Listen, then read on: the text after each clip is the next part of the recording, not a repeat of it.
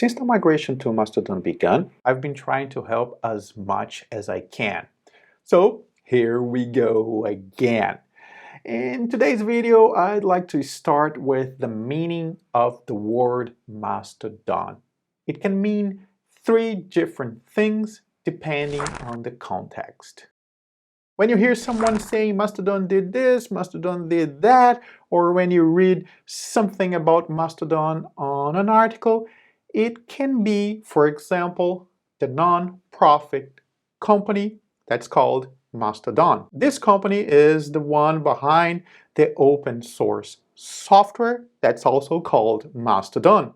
This is the one we use to interact with each other, where you post, where you reply. Mastodon can also refer to the instance. As I have already explained in a previous video, anyone, I can do it, you can do it, anyone can create an instance using the open source software Mastodon. To understand what an instance or a server is, please check the description below and you'll find a link to a video where I explain what is Mastodon.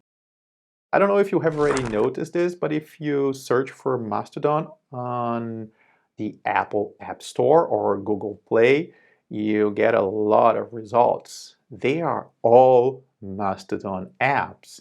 And people ask me all the time, which one is the real one? The reality is there is no real one. Just like anyone can start a new instance, a new server, anyone can create a Mastodon app. Mastodon, the company, has one app for Android and another one for iOS. But I suggest you try different ones. There are free apps, there are paid apps, there is even an app for Mac. Try them because some apps don't have all the features you have access on the web version. By the way, there's a related question that I get all the time. When I'm showing the tutorials here, I try to use the web version of Mastodon, and people sometimes don't find the features I'm showing on the web using the web version. So my tip here is try different apps to find the one that has all the features you were looking for. And talking about free, many of these apps and also the servers, the instances, are managed by a single person or very few people. Remember, there are no ads on Mastodon. So when you find an app and an instance that you like, I encourage you to support them. Most of them are on Patreon. And by the way, if you like what I do here, if it is useful, I'm also on Patreon. And you are more than welcome to become part of our community. Another question I get all the time is about creating multiple accounts. In theory, since the servers, the instance are different places, we could create an account in each and every one of them. Please don't do that. As I have already explained in previous videos, you can follow, reply, interact with people from different servers without having an account on that other server. However, there are situations where having more than one account makes sense. For example, if you work for a company that has a server that runs a server and you are part of that server, you interact with the rest of the word in name of the company on that server, you might want to have your personal account to talk about personal things. So in this case, it makes sense to have a different account. It's just like having a corporate email and your personal email. Another use case I'm seeing is keeping one account with a more permanent timeline and a secondary account where people post and set it to auto-delete the post. There are many reasons for that. Under the Automation Post Deletion tab, you can do just that. Set your post to delete, create rules to delete your posts.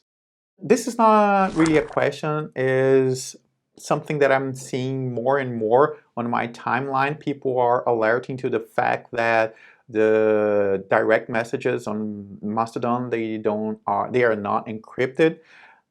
They are not encrypted on Twitter, okay? There's no difference here. The only difference I see here is Twitter is a single company and Mastodon is a group of different servers with different rules. So I think we should be more careful. But if you wanna message people in a safe way, look for something like Signal, for example. Don't do it on Twitter or Mastodon. There is no algorithm on Mastodon. There is no amplification of posts. So to find or to be found, one suggestion is use hashtag. This is my #1 tip to find interesting people to follow. Follow hashtags. I don't know if you know this, but on Twitter, if I like a tweet and you follow me, even if you don't follow that person, the one that I liked the tweet, you'll get a notification saying that I liked that tweet. On Mastodon, remember, no algorithm, no amplification. This doesn't happen. The only person that gets a notification when you like a post is the author of the post. Likewise, if I edit a post, one of my posts, yes, it's possible to edit posts on Mastodon. Everyone that interacted with that post, liked that post, replied to that post, will get a notification explaining that that post was edited. It's a great privacy feature, but I've been seeing some other use cases. For example, the other day I saw a post. A person posted a job offer, and I'm guessing he got too many resumes. He quickly filled the position, and he added the post saying, thanking everybody and saying that he didn't need any more resumes. I found that interesting. It's a way to send a message to everybody that interacted with you on that post. And talking about algorithm, let's see what YouTube's algorithm wants you to watch next. I hope this was useful. Thanks for watching. See you soon.